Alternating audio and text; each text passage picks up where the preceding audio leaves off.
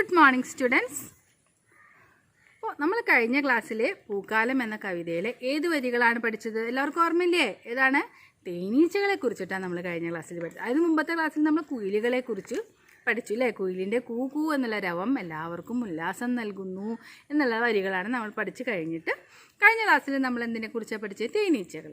തേനീച്ചകൾ എന്താ ചെയ്യുന്നത്? പൂക്കാലാവുമ്പോൾ രാവിലെ തന്നെ ഒരു ക്ഷീണവുമില്ലാതെ പൂ തേടി കാട്ടിലേക്ക് പോകുന്നു. വളരെ സന്തോഷത്തോടുകൂടി പൂ തേടിയിട്ട് കാട്ടിലേക്ക് പോകുന്നു. അവർക്കൊരു ക്ഷീണവും അനുഭവപ്പെടുന്നില്ല. എന്തുകൊണ്ടാ?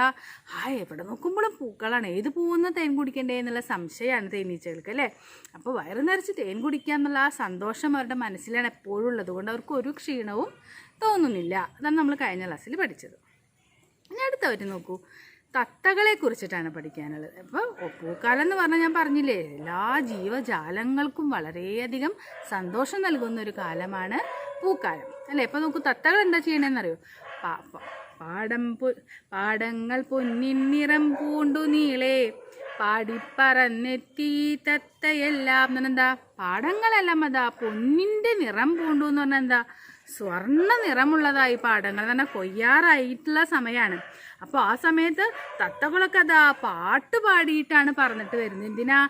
മൂത്ത നെൽക്കതിര് കൊത്തി തിന്നാമെന്നുള്ള സന്തോഷത്തോടു കൂടി പാട്ട് പാടിയിട്ടാണ് തത്തകൾ വരുന്നത്. നോക്കൂ, പാടങ്ങൾ പൊന്നിൻ നിറം പൂണ്ടു നീളേ പാടിപ്പറന്നെത്തി തത്തയെല്ലാം കേടറ്റ നെല്ലിൻ കതിർക്കാമ്പു കൊത്തി കൂടാർന്ന ദിക്കോർത്തു പോകുന്നു വാനിൽ.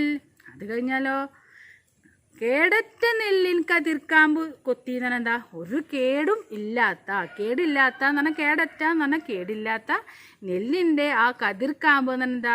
നല്ല ആ ഉൾഭാഗത്തുള്ള നല്ല മുഴുത്തിട്ടുള്ള ആ നെല്ലാണല്ലോ, നെല്ലിൻ്റെ ആ കാമ്പ്, ആ നെല്ലിൻ്റെ അരിമണിയുള്ള ഭാഗമില്ലേ, അത് കൊത്തിയിട്ട് എങ്ങോട്ടാ തത്ത പോകുന്നത്? കതിർക്കാമ്പ് കൊത്തി കൂടാർന്ന ദിക്കോർത്തു പോകുന്നു വാനിൽ. എന്താണ്?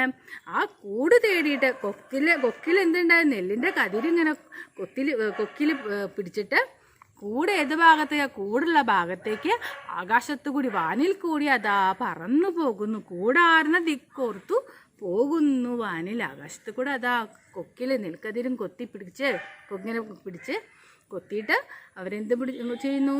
ആകാശത്തു കൂടി അവരുടെ കൂടെ എവിടെയാണ് അവരുടെ എന്ന് വിചാരിച്ചാൽ ആ ദിക്കിലേക്ക് അവർ അതാ പറന്നു പോകുന്നു എന്നുള്ളതാണ് ഈ 4 വരിയുടെ അർത്ഥം. വളരെ എളുപ്പമുള്ളൊരു 4 വരിയാണ്. അപ്പോൾ എല്ലാവരും മനസ്സിലായില്ലേ ഈ 4 വരിയുടെ അർത്ഥം? നോക്കിക്കൂടെ ഒന്നുകൂടി ചെല്ലാം. പാടങ്ങൾ പൊന്നിൻ നിറം പൂണ്ടു നീളേ പാടിപ്പറന്നെത്തി തത്തയെല്ലാം കേടറ്റ നെല്ലിൻ കതിർക്കാമ്പു കൊത്തി കൂടാർന്ന ദിക്കോർത്തു പോകുന്നു വാനിൽ.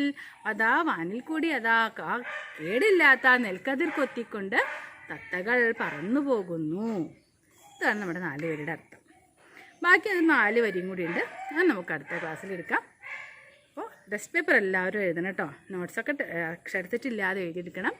നമുക്കിനി ബാക്കി 4 വരി അടുത്ത ക്ലാസ്സിൽ എടുക്കാം. നന്ദി, നമസ്കാരം.